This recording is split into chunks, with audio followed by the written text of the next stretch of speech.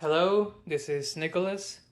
I'm gonna record a podcast with my friend Austin, who's also a philosophy major, Hello. and we're going to be debating the topic of Christian suicidality through phenomenology. So, the first thing we're going to do, we're going to present an analogy to the problem of Christian suicidality. So, Austin, Yeah. imagine you willingly accept to play a regular game of poker. Okay. Okay. And you are with other people that may or may not know you, or may not care about you. Okay. So you accept that as per the rules of the game, you're going to ask for a hand, Yeah. even when it happens to be a bad hand. Yeah. Yeah, those Yeah, are you have to accept your hand. Yeah. those are the rules of poker. Yeah. So now you're in the game and you're dealt a bad hand. Yeah.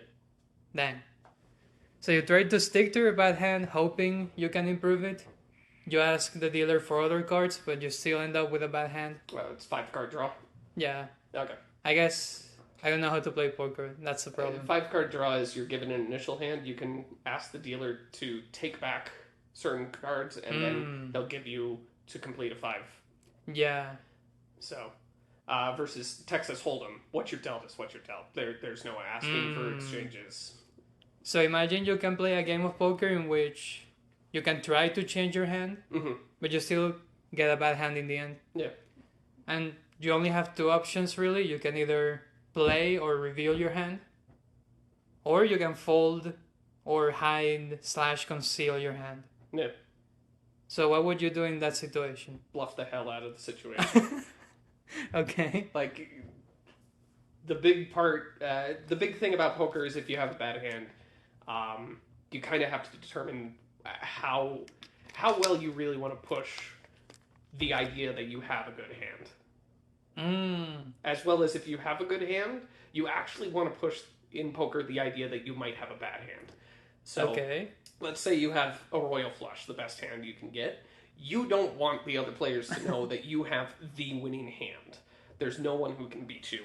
It's a done game. So you will try to bet small. You'll try to get them to think maybe he's got like a pair, 2 pair, 3 of a kind. Like you're trying to get the other people on the table to play the game, because if they're not betting, you don't get any winnings, no matter how good your hand is. Poker is an interesting game in that it's not just the cards you have; it's how you're choosing to interact with the other people. And if everyone's folding, nobody wins. If everyone's betting, people lose very, very quickly.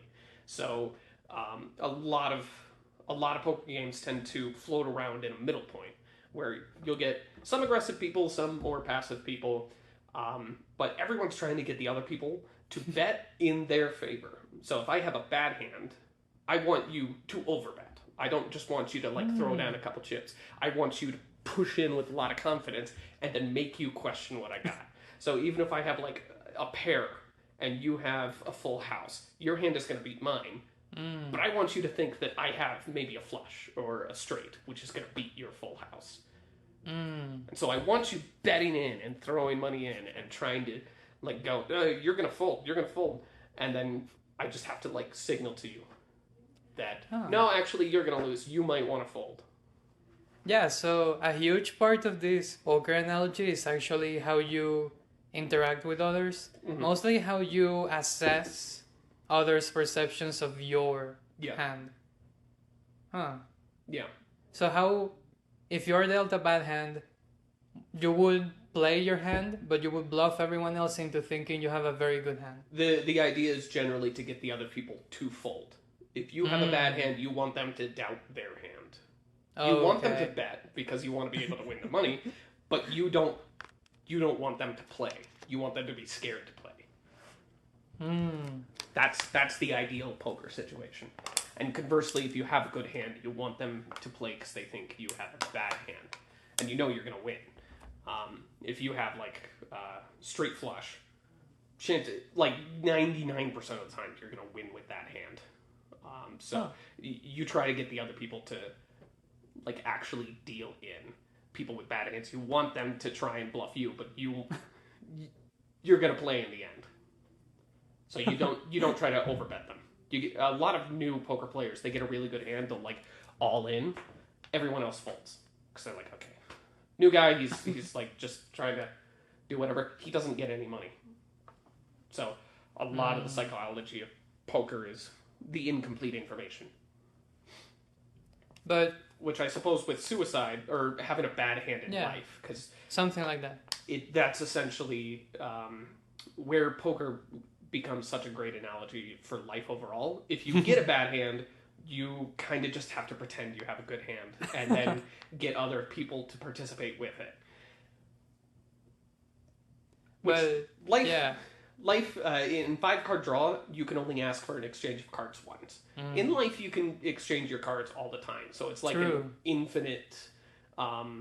You exchange cards around, and then everyone has to make a bet on the new hand they just got, and then they can exchange again. And then, so life is much more imagine if it never stopped. Pretty much until somebody runs out of money until somebody goes all in. Yes, that's the problem. Or they fold. That's pretty much poker in life. I guess the problem would be when you don't actually have anything to bet except your own life, which becomes risky. Yes. That's the fun part. And there is also the interesting part of poker that you never have all the information you could have until all the cards are revealed. And that's something I wanted to ask. When you play poker, at the end of each round or each turn, do you see everyone else's cards or? That can change. So let's say, for instance, I have a bad hand and I get everyone else to fold. And there's $200 in the pot. I got some people to throw in some money. All of them fold. If you fold, you can actually choose whether or not to reveal your cards.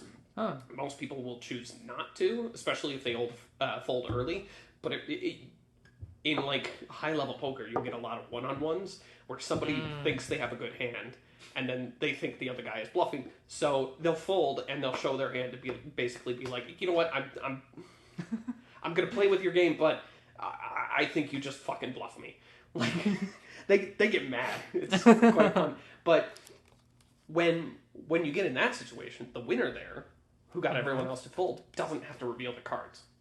And you certainly get some players where they're like, oh no, I'm going to show you I bluffed you to hell. And then you have other players that say, actually no, I'm not going to show you what you just lost to. I want you questioning whether or not I had a good hand for the rest of the game. Like, there's multiple layers to that. Some people believe that by revealing the cards at the end of a hand, they're basically showing the other guys that I'm that good, right? I just got you to one with losing. I just got to win with a losing hand. You believed me. Like, that's them trying to show them dominance, and they're hoping that in future hands they'll remember, oh, this guy can lie. Versus somebody who may hide it, they think, no, I want them to be uncertain. It doesn't matter if I had the winning hand or losing hand. I want them to think that they don't know what I'm thinking. So, multiple layers. It's fascinating. It's a very fascinating game. Yeah, because as I'm perceiving it, the poker analogy has both positive connections and negative connections to real life. Yeah. On the one hand, you can be dealt a bad hand and you can change your hand however many times you like, but there is a cost to that. Yeah. But on the negative side, it's all about tricking and bluffing and dominating other people. Which, yeah, is an unfortunate part of life. I mean, the whole thing with sociopathy. So sociopaths can't empathize with other people, but they will absolutely pretend they do. And they are, a lot of them are very good at it. They are very good at getting other people to believe, oh, no, I totally, I understand. I feel your pain. Like, the reason people fall for, like, narcissists or sociopaths is because they get really, really good at bluffing. So, if you had a sociopath by your side, you are not that person, but how do you assess whether they are pretending or they genuinely understand what they say they understand? Unfortunately, when it comes to sociopaths, a lot of them, it's just exposure. Usually the type of people who can tell who a sociopath is pretty quickly are people who had sociopathic parents, having grown up, like, because they develop their own defenses against that. At some point in their life, they're unconsciously figuring out, like, oh, my mother is doing the thing again where she's blaming me for her last date going wrong and blah, blah, blah. And those kids start to develop ways of detecting that and learning to stay away from it or manage around it. At the same time, it's interesting that, like, sociopaths have a higher concentration within two groups within society. There is obviously a higher concentration of sociopaths within the prison community, which makes sense. Lacking of empathy means that decision making and, like, oh, I need some money. There's a gas station. Like, most people are going to feel scared that they're going to hurt someone. And usually it's either desperation or just a lack of, like, I don't give a fuck what this guy is going to go through. So you have a higher concentration there. The other interesting group is, like, high-level businessmen. So a lot of board of directors actually have generally a higher concentration of sociopathy than the average population. And that's actually beneficial in a weird fucking way, because you're dealing with decisions that will affect thousands. If you're on the board of directors of, say, Walmart, you might choose to go with a different service for shipping. You might change the trucks out in your department. You might change out a certain policy. That's going to affect a lot of people. And so somebody who can more, like, rationally go, these are going to be the effects. It's going to bother a few people, but in the long run, we're going to be able to make this much money and hire this many people to make up for that. Like, those people can make those calculations far easier. Like, okay, can we take some pain now for some people and then make it better for more people in the long run? If we do this, it's going to lower prices in our food department, and that's going to allow more people to be able to afford food. But we're going to have to lose 50 employees. That sort of thing. I'm trying to think how we got into the topic of sociopathy from the poker analogy. Because it's a good example of somebody who genuinely does have a bad hand. Like, they're missing a very human element, and part of why they're so successful is because they get really, really good at bluffing. So in the poker game of life, that's like a good example of somebody. They could be the most intelligent. They could have the most charisma, but they just can't empathize. It's like they have 4 cards of a hand they need, but they cannot get that 5th card. In this case, empathy.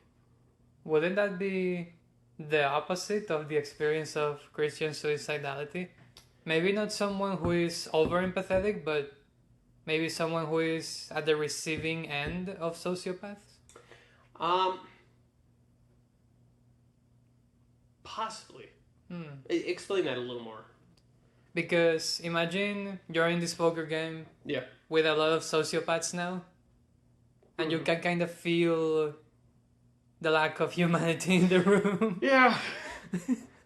And maybe you have some preconceived notions that if you're dealt a bad hand, you absolutely cannot play that hand, because maybe you think, don't push your luck. Yeah. Or play it safe. Yeah. Or surrender, hide your hand. Yeah, those are generally passive players. Though, okay, so I suppose it's actually better if you tell me, like, what your thesis is on Christian suicidality. Because I don't know if you think there is a connection or there's not a connection, whether that connection is positive or negative. Well, actually, my thesis is more so connected to phenomenology and what it can do for Christian suicidality. So my thesis would be a huge position statement, which could be dissected into 6 or 5 parts. Okay. It would be examining Christian suicidality through phenomenology is beneficial for Christians because it fosters self-acceptance and cooperation between religious communities, and mental health professionals Okay. to provide spiritual and psychological guidance by understanding their individual conscious experiences and Mhm. amending perceptions of socioreligious beliefs, Mhm. norms, and expectations. That's a Okay. lot. So it's essentially if we apply phenomenological models to this sort of a religious-minded person, it'll give us a better understanding of how within their conscious they sort of both understand and either rationalize or grapple with suicide. Yes. Okay. So I'll ask you, do you believe in general that Christianity, people who hold Christian beliefs, do you believe that they are more likely or less likely to commit suicide than a non-Christian? It's interesting because the research I have read has very conflicting information. Like, we usually have the belief that religion is a protective factor against suicide. Yeah. And those are the landmark studies. Like, in sociology, you have Durkheim, and he had a whole sociological model in which religion protects you against suicide. But Yeah. there has also been recent research in Northern Ireland. So they made a study with 1 million people. They found there wasn't a correlation with that whatsoever. Yeah. And even with depressed patients, it's interesting because you don't really know if they were religious before getting depression or after True. getting depression. True. But in those cases, the relationship is the opposite. That when they have more religious affiliation, they have more suicidal ideation. Interesting. Yeah, there's that. I've also found that there was actually a study done by the United States Air Force in which they were able to look at multiple places in the world. Like, what happens if you have Christians in Malaysia? What happens if you have Christians in Taiwan? And the interesting thing about their findings was that while the Christian rate of suicide is lower in places like the United States and Canada, it's actually higher in Taiwan, or it's higher in Malaysia. And then I started looking into other religions to see if there was like, do other locations actually change suicide for different religions? And it turns out, yeah, for every single one. For example, Buddhism tends to have a low suicide rate in China, in Japan, but has a higher suicide rate in India. Don't know why that is. Christianity has a higher suicide rate in China, which that somewhat makes... there's a pretty clear line there, given that Christianity is technically outlawed in China. So living a Christian life and having Christian beliefs in a place that generally wants to get rid of you, I can see why that would drive that up. I see. And then you get some interesting ones, like Islam.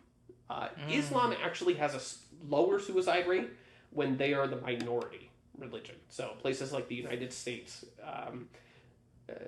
Muslims tend to commit suicide less than if they lived in Afghanistan or Iraq. So you have some interesting ones there. Judaism is the same way.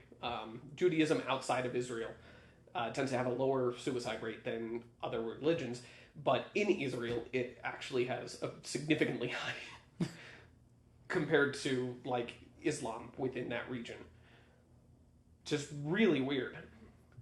Because looking at that data, I did see, well, if it changes depending on where you are, doesn't that mean whether you're the majority religion or the minority religion, isn't that going to play more of a part than the actual beliefs themselves?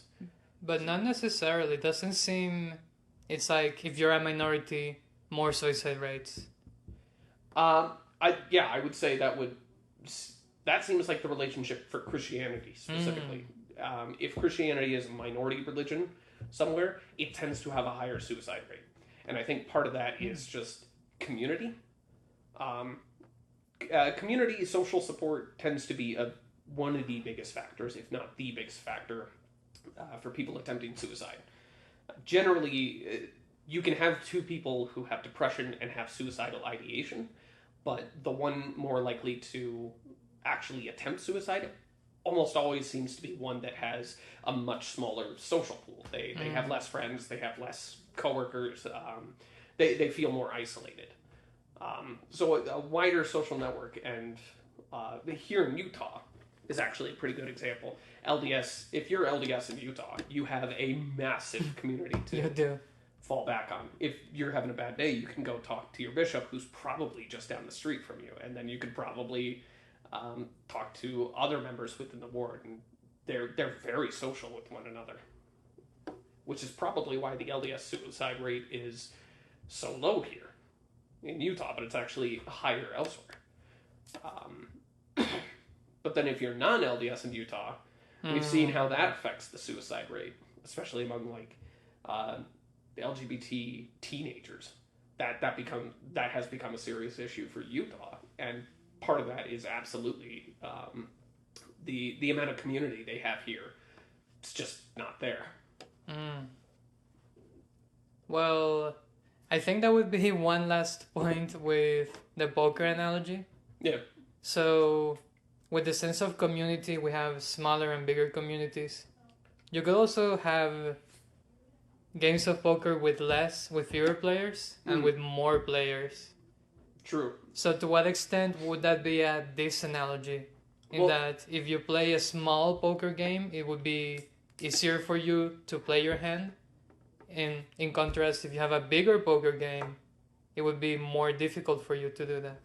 Actually, I think there's a better way of putting that, because one of the things that I know has been studied has been the behaviors of poker players in certain game spaces. So, for example, you will have people who do their pick me up games. They'll have a poker night like Thursday night where them and some buddies will get together, pool a smaller amount of money, play poker, shoot the shit, smoke some cigars, get drunk, just sort of more of a friendly get together. And what's interesting is that in those games, people tend to be more lax with their bets. In that, if I got a pretty good hand, I'll throw some money. They're more relaxed about losing money. In a game like that, because they're surrounded by friends, they're more likely to have forgiveness for anything lost, because they know where it's going. It's going to somebody they trust, somebody they know. They're like, I lost $50 tonight, but it went to Daniel. He's a good guy. I like, good for him. He won tonight. Woo. Yeah. But those same people, if you put them within a casino setting where they're now playing against strangers, they're playing against the dealer, suddenly their behavior actually flips about. They become more cautious. People who play with friends are more relaxed, but people who play in a setting where I don't know the people here, they're going to more closely guard, like, okay, instead of putting out $20 like I would do there, I'll put out 10. They take more time. They try to spend more time figuring out what the other people do. And I suppose you could say it's a value of trust. They can't trust anybody at the table, so they generally participate less friendly.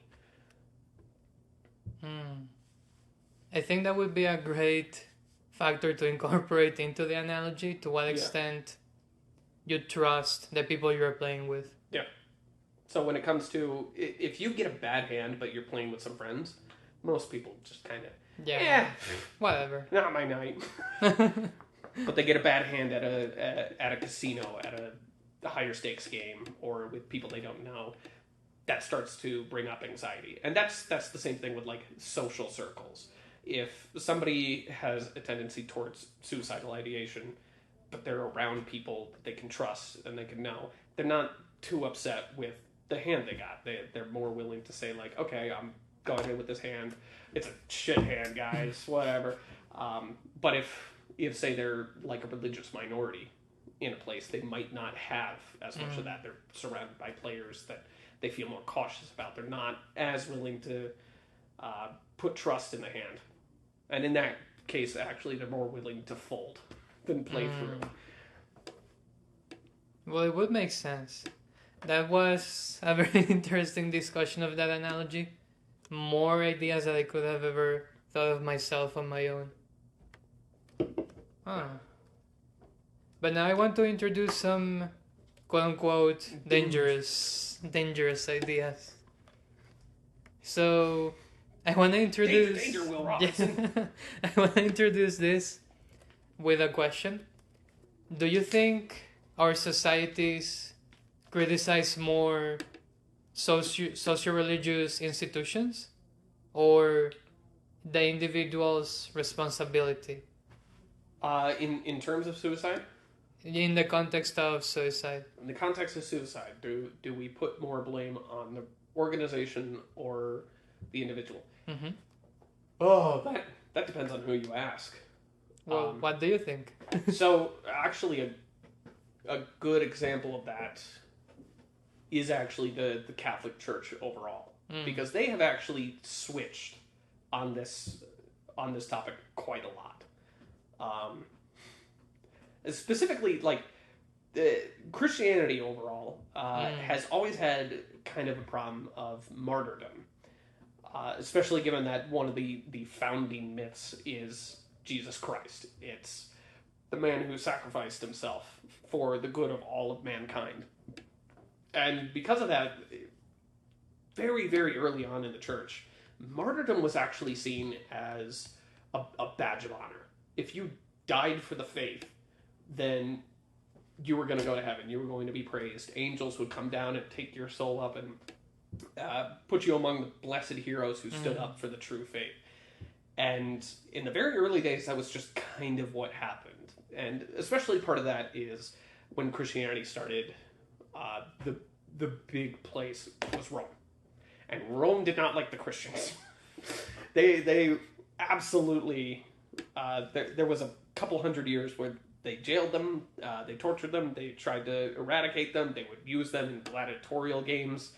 Rome was a rough place to be a Christian.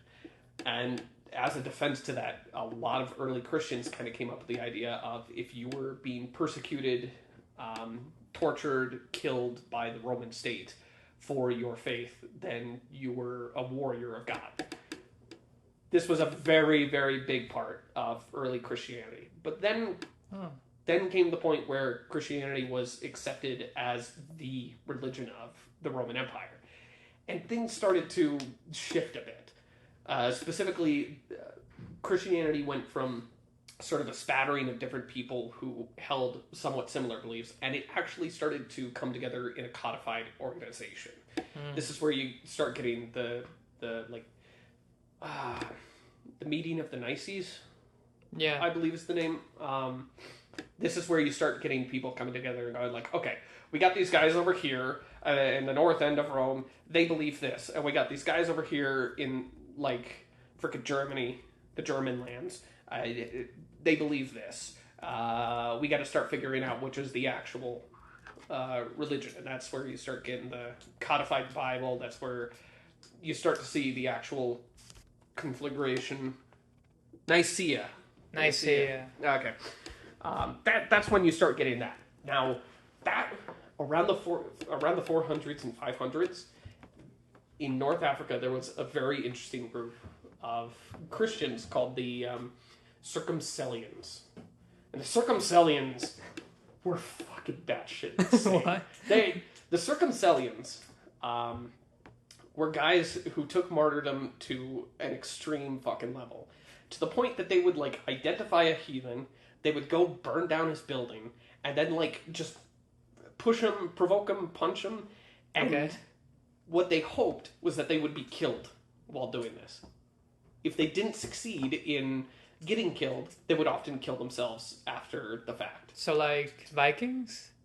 Kind of. It was more like they took the whole idea of martyrdom to be they would spend like months planning out, the best way to get into heaven is to die for the cause. So I'm going to find like a government official I don't like, and I'm going to stalk him. I'm going to like pester him. I'm going to get him really fucking angry at me. I'm going to like bother his family. I'm going to bother his coworkers. Like they just threw themselves at provoking people as much as possible, and their hope was that they would actually be killed in doing this.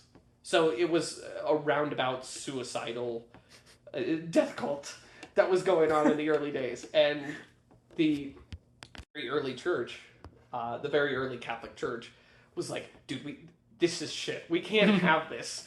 So it was actually around that time that they first introduced the idea that suicide was an unforgivable sin. Before that, it was just kind of generally discouraged. Martyrdom was okay if you went and died in the cause. They encouraged that, but if you were killing yourself, they were like, guys, don't do that. But once they had people, like, basically committing suicide and then just calling it martyrdom, they started saying, okay, you know what? Killing yourself is unforgivable. And when they say unforgivable, they mean if you do it, you're in hell. You're never going to get out of hell. There is no salvation for somebody like you. And that was, for the longest time, the prevailing belief of the Catholic Church.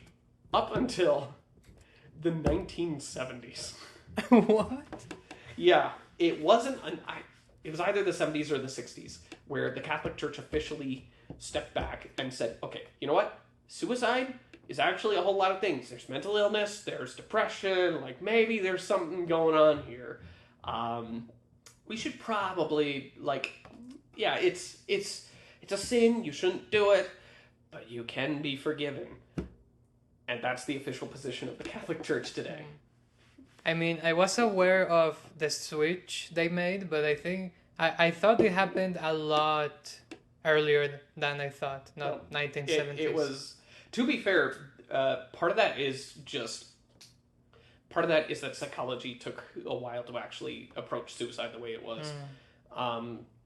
Like in the 1800s, throughout most of the 1800s, and prior to that, suicide was seen as a moral decision, and by that there's either the right answer or there's the wrong answer. Some people would argue that suicide was actually a moral thing, and some people would argue it was an immoral thing. But everyone saw suicide not as a question of behavior or psychology, because by that point, psychology hadn't really caught on. Remember, Sigmund Freud didn't really start writing until the mid-1800s.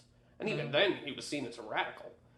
So, for the most part, people just sort of saw suicide as somebody making a choice. There was no other factor. It wasn't until pretty much the early 1900s that psychology started to actually establish itself and specifically start to say, you know what, suicide is a little more complex. It's not a choice of morality. It might be it might be an effect of a person's mental health, previous experiences, the social conditions around them. But funny enough, even though they started forming that around the early 1900s, that didn't enter into popular opinion. On the European side, I know it entered the whole idea of suicide being a psychological question. Did not enter into popular opinion until after World War I. Because people started to realize, hey, we got a lot of these guys who fought in the trenches, they're coming home, and then a few months later, they're killing themselves. Like, the spike in suicides that happened in the 1920s within Europe started to get a lot of European thinkers and scholars to go, hey, these psychologists over here, they might be crazy about this sex stuff, but they might be onto something with suicide. They might. They won't stop talking about dick. Won't lie, that has always been the funniest thing to me, that psychology was always slow to catch up in the 1800s because pretty much everyone else was like, why are they talking about dick all the time? They did. But yeah, the 1920s Europe started developing that for the United States. The idea of suicide being a psychological problem and not a moral problem started to happen in the late 1940s and 1950s. And that was because of World War II. We didn't have as many soldiers that participated in World War I. We did, but it wasn't significant enough. And then during the 1920s, we had the Roaring '20s. Economic prosperity seemed to be on such and up that when people committed suicide, they were like, they have to be terrible people because look at how great everything is right now. So, like, socially, things in America were pretty different. But after World War II, suddenly we're in a position where economically we're kind of stable. And then we realize, hey, there's a bunch of guys that just came back from, like, the Pacific. And they're killing themselves. Like, what is going on? And then that's where that became popular in the United States. So, the Catholic Church was late, but there is kind of a problem that nowadays it's so easy to think of suicide as psychological, and just 100 years ago that was kind of a weird question. Most people didn't think it was psychological 100 years ago on the American side. They thought it was a moral question. So the Catholic Church taken until the 60s and 70s, that's actually not that crazy. The thing is, now I'm identifying multiple dangerous ideas when before I had first very few and very shallow dangerous ideas. And there are a lot, like suicide by persecution, like Ooh, if you're persecuted by your community because of your religion, how does that affect suicide and suicidal ideation? There's also martyrdom, that it would be in a weird sense suicide as a tool of faith. Yeah. Martyr, the way I understand it is that generally Christianity has never actually gotten rid of the problem of suicide, but that they transformed it. Specifically, when they moved suicide to an unforgivable sin, the thing that took its place was suffering and asceticism. Like, give up your worldly goods, live in poverty. Some of the crazy stories of saints. Many of the people who are canonized as saints, people will talk about the miracles. They'll talk about how they were maybe killed for the cause. But there are a decent number of saints, especially in the late Middle Ages, that started to take some pretty extreme measures when it came to showing how pious they were. In particular, there was an interesting article that Liz actually shared with me that showed it. I think it was a review of a book called Holy Anorexia, which is this general idea that a lot of women saints would participate in these really messed up behaviors because it was a way of showing devotion. There are stories of nuns that would clean rooms with their tongues, specifically to show just how low down they were, to show how humble they were. There's a story of one saint that, in order to show like, oh, I'm doing everything to relieve the suffering of other people by taking their suffering onto themselves. That was a big idea. And one saint, like, literally drank pus from people's boils. It's some of the shit that happened was disgusting. And then, of course, you have other behaviors that manifested. So, for example, the fascination with the stigmata has always been an on and off problem within all sorts of convents, where obviously if you present with marks on your hands, you're blessed by God. So there would be plenty of nuns that would take needles and start stabbing themselves in the hand in order to, like, show, look, I've developed stigmata. To me, when I look at that, they're still displaying generally suicidal behavior. Like, in a sense, but I think it's more desperation to achieve means. Yes. That are perceived to be good, but it's within that same realm of self-harm. Self-harm is kind of connected to suicide, mostly by intensity. Self-harm is a lesser form of suicide, but it is absolutely my life is meaningless. I could do whatever I want to myself. Self-annihilation. Yes, it's so. To me, Christianity, for a good portion of it, hasn't gotten rid of suicide. It changed it. It basically told people, don't do the extreme one. But if you suffer in the name of God, then you're doing good work. So more like degrees. You can't actually end your life or think about ending your life, but Yeah. you can do these self-destructive behaviors. Yeah. Huh. And they would even be celebrated for them. Yeah. Like women who would starve themselves. Well, women and men. Priests would do this one. People within a convent, like, which in Christianity, it's the whole they've sequestered themselves away from the world. They've literally married into Jesus Christ. It's all that interesting stuff. So they're isolated, they're separated, and then they just start to do some crazy fucking shit. It's always to me sort of felt like it was pre-suicidal, not fully suicidal, just pre-suicidal action, and the fact that the people around them, the convent, would go like, "You're blessed by God for doing this." To me, that always felt like coping. It's a suicidal culture, in my opinion. Not fully suicidal, but absolutely a culture that encourages pre-suicidal action or self-harm. So whenever I come across that whole thing where it's like people who are religious are less suicidal, I'm like, yeah, but they're more self-destructive in very interesting ways. Sometimes to pretty fucking extreme ways. They can be. Yeah. But, I mean, part of that is just the persecution. The persecution myth has never really gone away.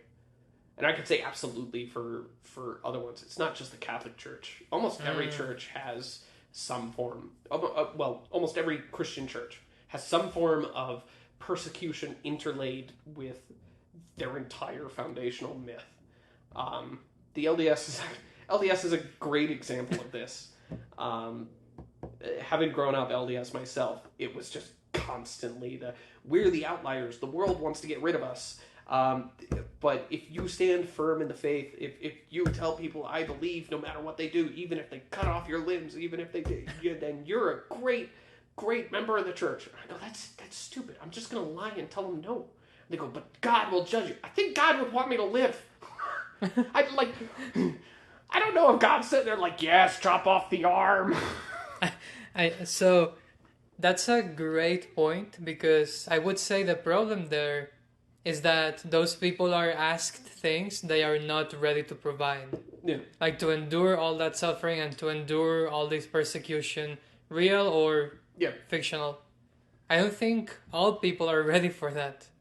No. Yeah. Well, and especially for some people, that's far more destructive. Because you absolutely have people who are these... Right, there's under-empathy, there's over-empathy.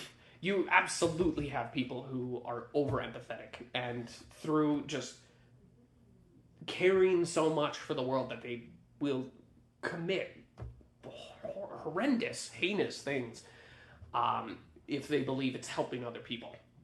People will...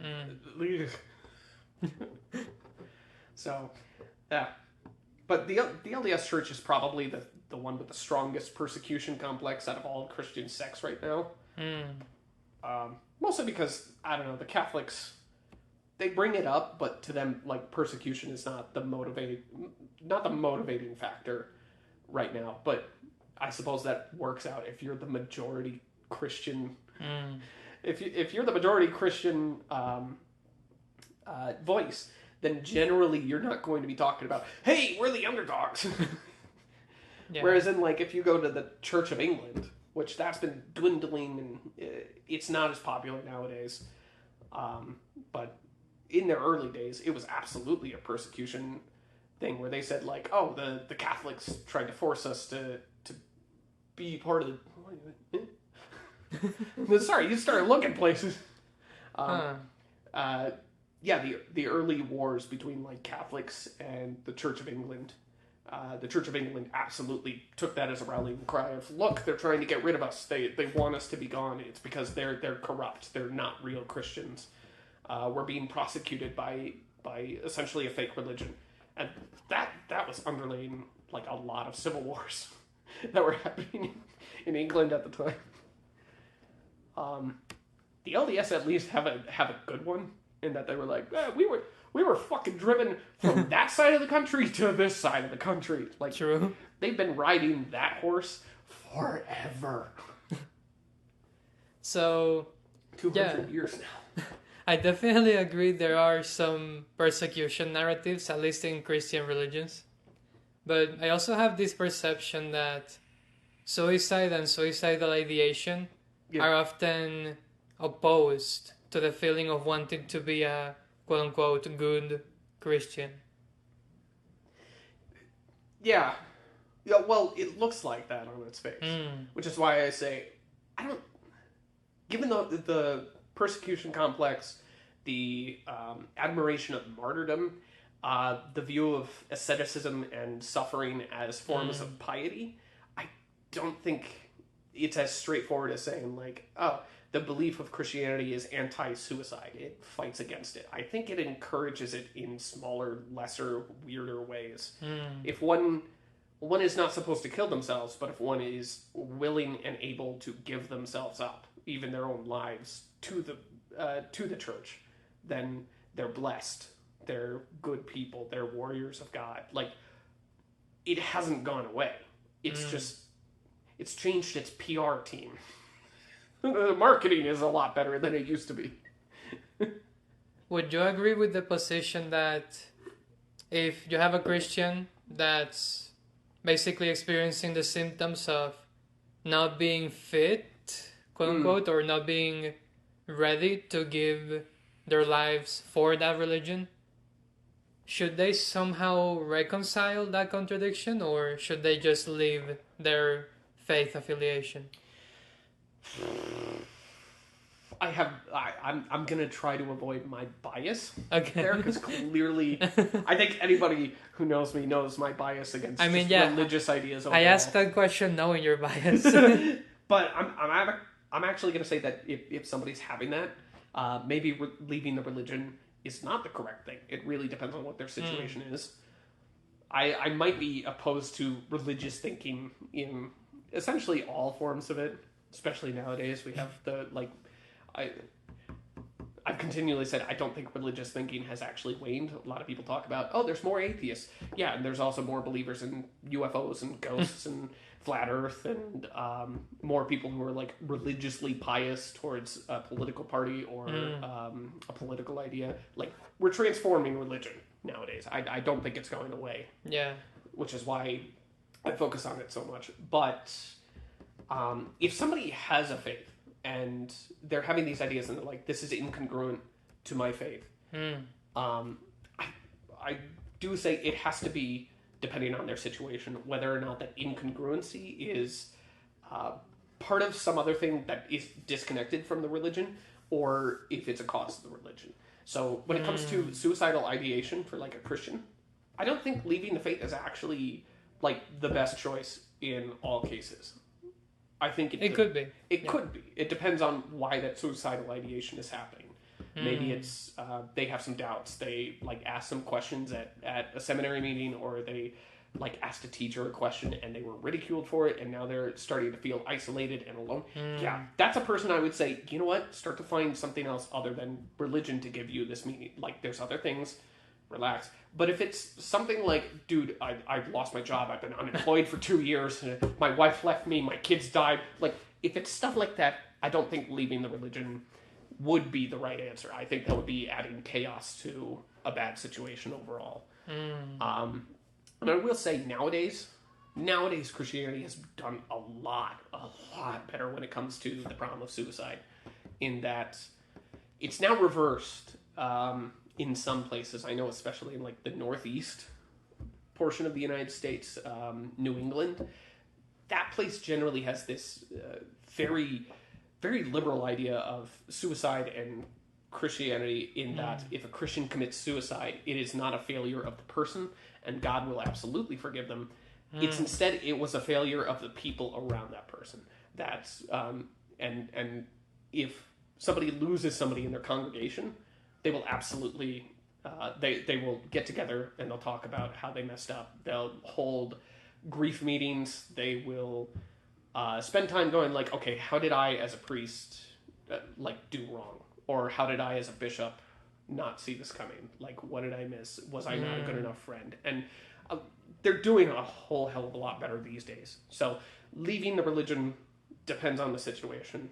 If somebody can get that support, because again, I think the biggest factor is social support. And if somebody is having suicidal ideation, if they can get that social support with their religious group, absolutely get that. That is the one thing that's going to help you. I think most of the time when people want to leave a religion, it should happen under no duress. If somebody is leaving a religion because they feel like they're under duress, no, that's not a good reason to leave it. You're just going to jump into something else. That's usually where you get the people who,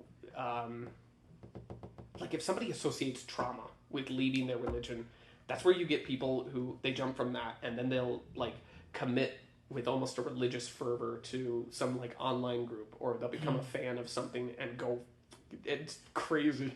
I know. So to kind of conclude, but not really, we're going to touch on one last point. Yeah. And this is something you already mentioned when you were discussing the history of past Christian views that are no longer acceptable in today's world. Mm-hmm. And that would be the theory that those that commit suicide are degenerate or morally degenerate. Yeah, that was the older idea. Not just in Christianity, but overall. And I guess this is the part that most interests me personally, because I'm minoring in applied ethics. Right. So I'm wondering if we can even assess the morality of suicide and suicidal ideas. Yeah. And how we could do that, if we could do that. Well, to be fair, when it comes to moral stuff, I hate that one of the first philosophers I read was Nietzsche. Okay. Because generally I believe you can absolutely moralize anything. Whether or not that moralization has value. Like, somebody could come forward and say, like, it's good if people wear green on a specific day and bad if they wear red on that same day. Like, St. Patty, take St. Patty's Day, somebody wears red, and then somebody in their head goes, like, that is the worst type of person, they deserve suffering. Anybody can do that. You can moralize anything. Part of the question is, what is the value of that moralization, of how that person put together those morals? Most people would look at that person and go, like, dude, chill, it's a red shirt, you're gonna be fine. Right? This isn't, like, negatively affecting your life. Versus something like murder is kind of easy for us to come together on morality of that, because it's involving multiple people. It's somebody taking the life of somebody else, and nobody wants that to happen to them. Murder, we can tell that murder is bad from a distance. We don't have to be present for it to go like, okay, I can imagine a situation where somebody decides to stab me through the chest. I don't like that, so maybe nobody should do that. So that tends to have a little more value as a moralization, because there's more to look at and postulate on. There's more that we can point to and say, this is a good reason for why that would be... here's a good reason why murder is bad. We have come up with thousands upon thousands of them. And there are still bad justifications for murder being bad.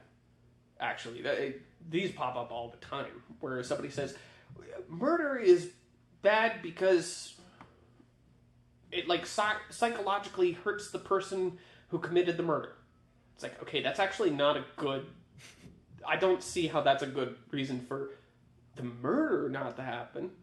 Well, it's a negative effect. You're going to have negative effects on 1,000 things. Just saying there is a negative effect doesn't seem to be a good reason for something not to happen. I mean, it hurts to do physical training, but the benefits of physical training is far better. But that would still be discussing effects, only short-term and long-term. Right. There's so many layers to that.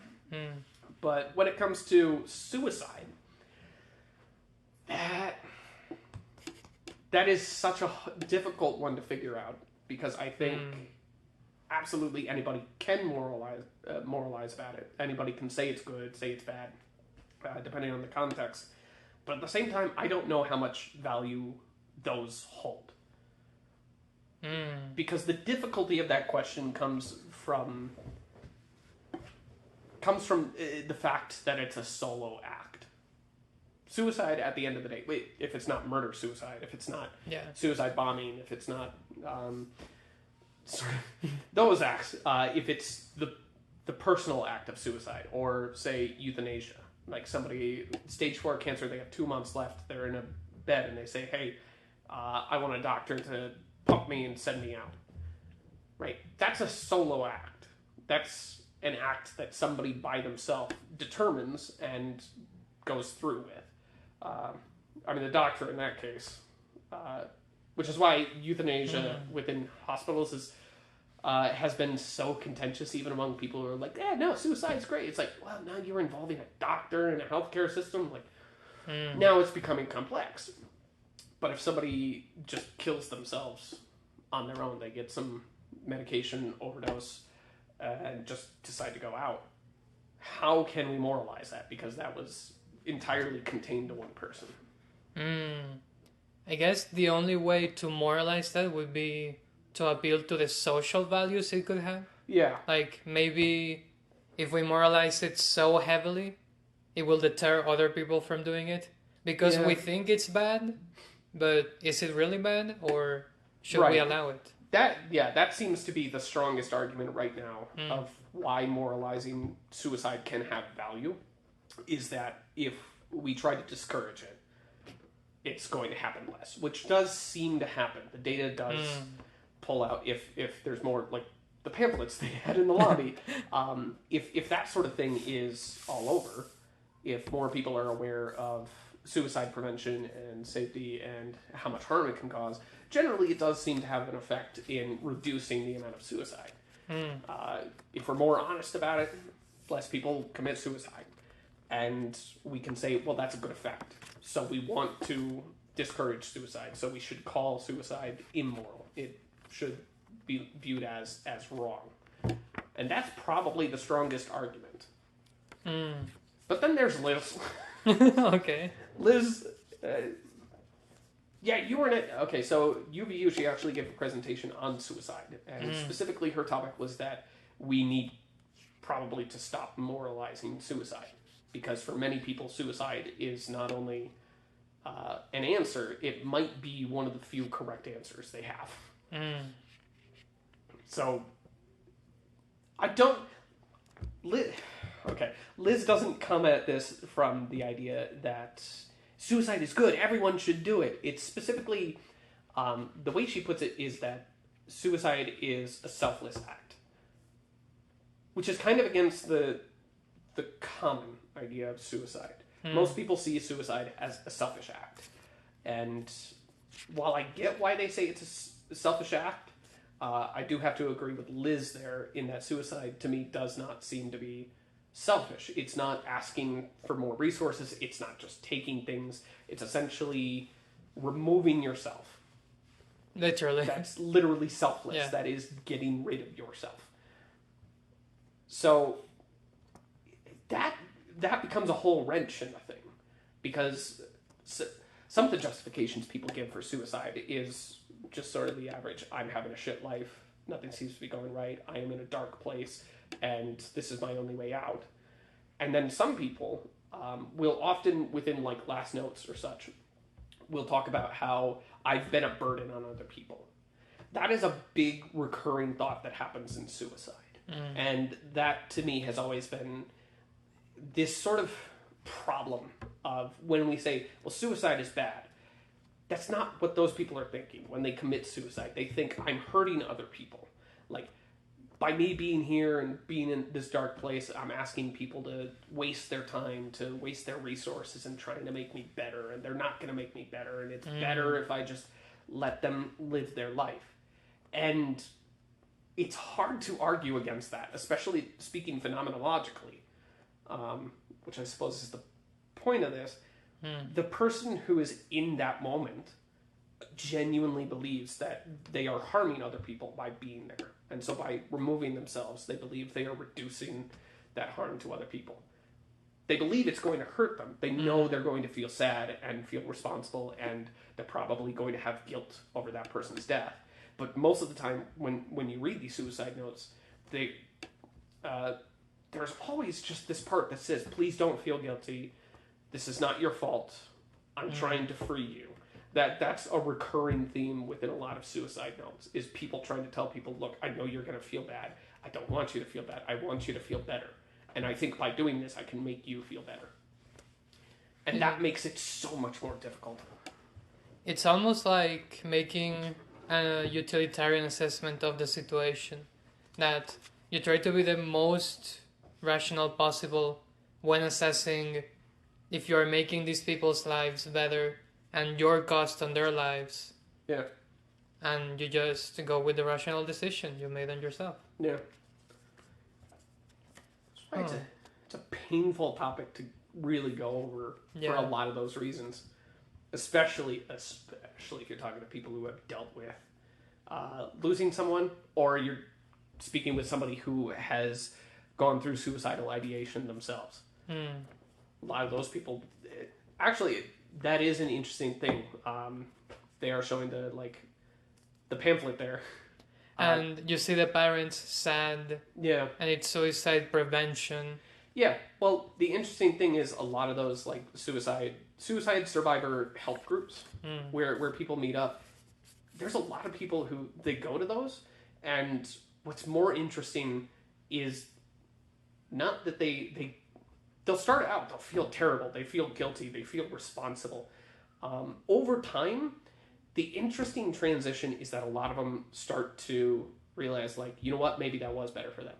Some people, a decent number of people, genuinely, when they have somebody commit suicide, who's within their social circle, a lot of them will start to come to the conclusion that, you know what, I don't agree, but that was his choice.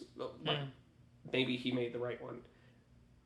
And it's so difficult. Yeah. I guess that's why I'm especially interested in the morality of suicide and the idea of moral degeneration. Because moral degeneration is kind of placing the blame on them. They are blameworthy for their ideas and their actions. Yeah. But I think it should move towards just permissibility or destigmatization. Probably. I don't know. I don't know how that would play out, though. I have no idea how you would destigmatize suicide, because, well, I suppose assisted suicide within hospitals. That's an interesting step. Because I think a lot of people can look at that situation and go okay, you have somebody who's suffering, and they only have 2 months to live. Let them have their way out. Well, the topic of euthanasia and assisted suicide, it's interesting because we're willing to allow those people to end their lives because of extreme physical suffering. Yeah. But there have also been cases in other countries in which people with traumas and severe mental illness just choose assisted suicide. Oh, yeah. Yeah. Oh, and there's horror stories regarding people who were basically told your best option is to kill yourself. I can't remember where. There was one place where this woman basically had stage 2 cancer. And because it was a generally downtrodden, poorer place, they didn't have healthcare infrastructure. I think this was a place. I'm 100% wrong. It's okay. I'm gonna say generally, probably in a Slavic country. I think it was in a Slavic country where a woman basically got stage 2 cancer, and the doctors were like, okay, if you were elsewhere, you could get this fixed. We don't have anything. You ought to just submit to euthanasia. And she was like, no, what the fuck? It's stage 2, motherfucker. And apparently there's a growing scandal now of, I think in Colorado, there were some people who have started a campaign against euthanasia because there have been several cases where doctors will encourage euthanasia, which might not be the solution for their problem. So I've heard there's some scandals coming from Colorado, but I haven't looked into it enough. So, now I'm wondering to what extent the phenomenon of suicide and suicidal ideation is just a consequence of the circumstances you're in, and how much of it is personal freedom and whatever you choose to make of yourself. yeah, it's complex. Yeah. Although there is a quote by, of course, Nietzsche that I particularly like. It's so in line with Nietzsche's form of humor, but it's the thought of suicide is quite a comforting one. With it, one can get through many a terrible night. I mean, it's like, oh, you're not wrong, but wow, dude. Which definitely tells me that Nietzsche himself absolutely grappled with suicide, but that interestingly for him, because I think it pops up elsewhere. I think in The Joyful Wisdom he also talks about suicide as like, yeah, thinking about suicide is kind of weird, but it actually helps me. Yeah. Like, he took it as a positive thing. Suicidal ideation to him was kind of, you know what, at the end of the day, I can take myself out whenever. Fuck you. I might be having a bad day, but guess what? I could just end it, but I don't want to, so I'm not gonna. Yeah.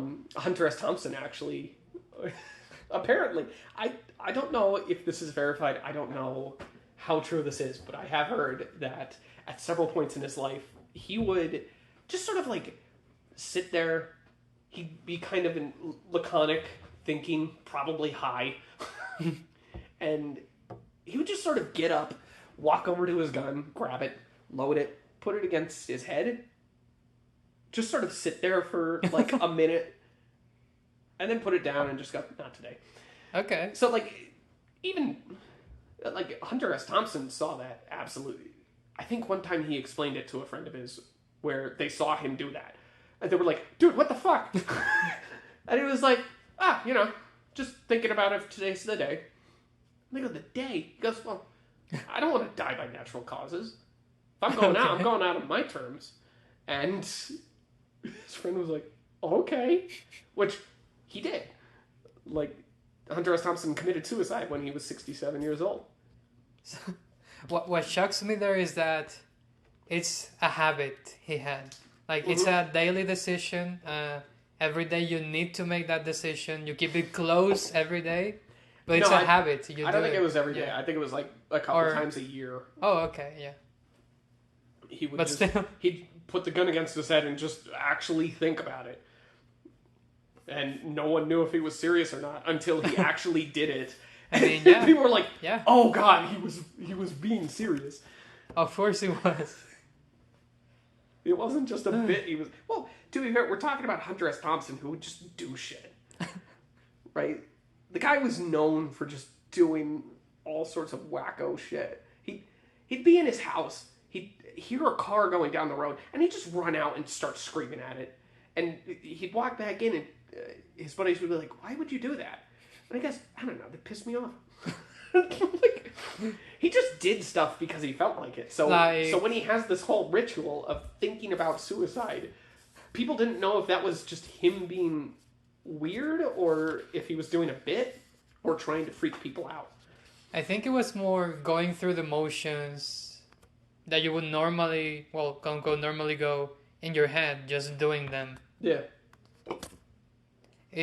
What's the name of that protagonist from Camus who killed the man because it was too hot?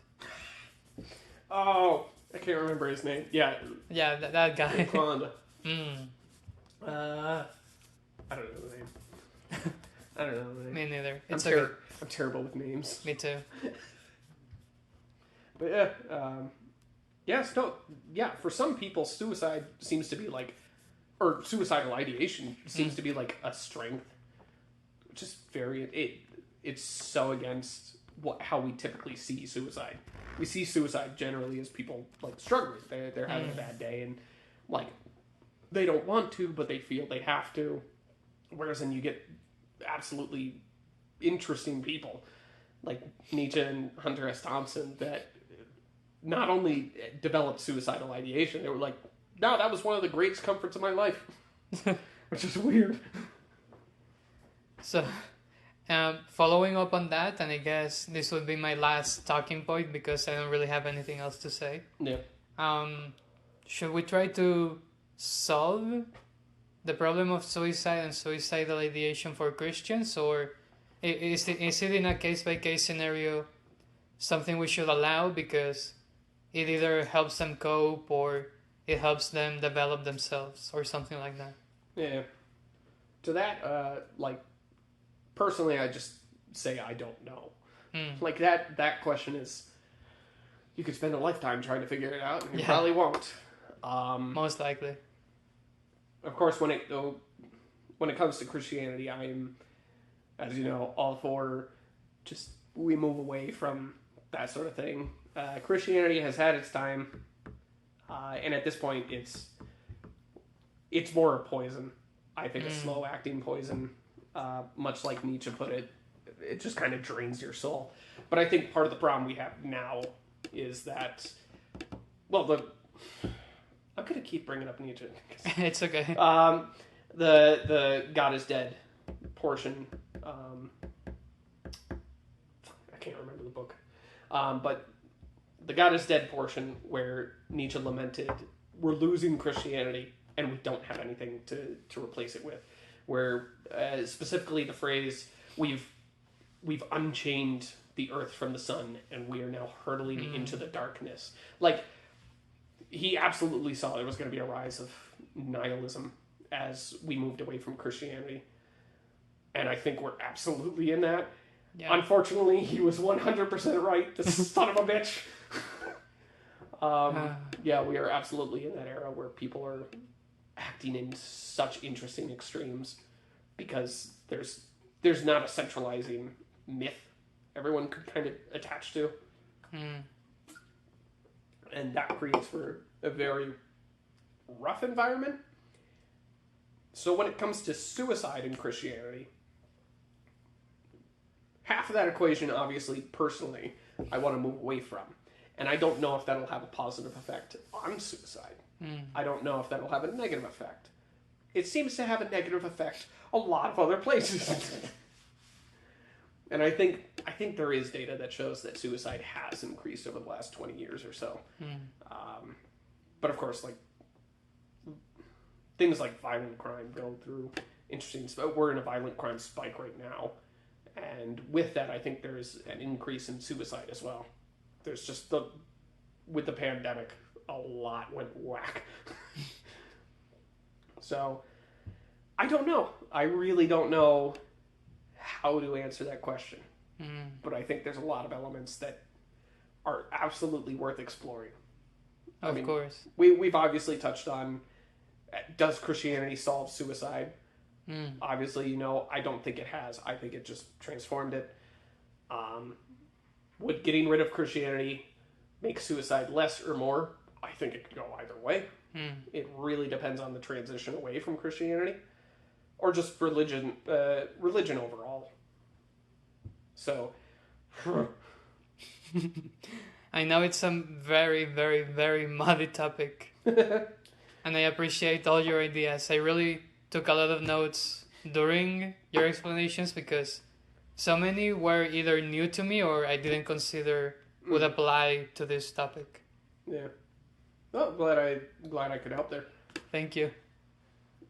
Is there anything else you would like to conclude with? Watch Black Lagoon. Let's go. Thank you. Best show there is, and everyone's sleeping on it. Best example of Cold War, the effects of the Cold War. I'm probably gonna cut that part out.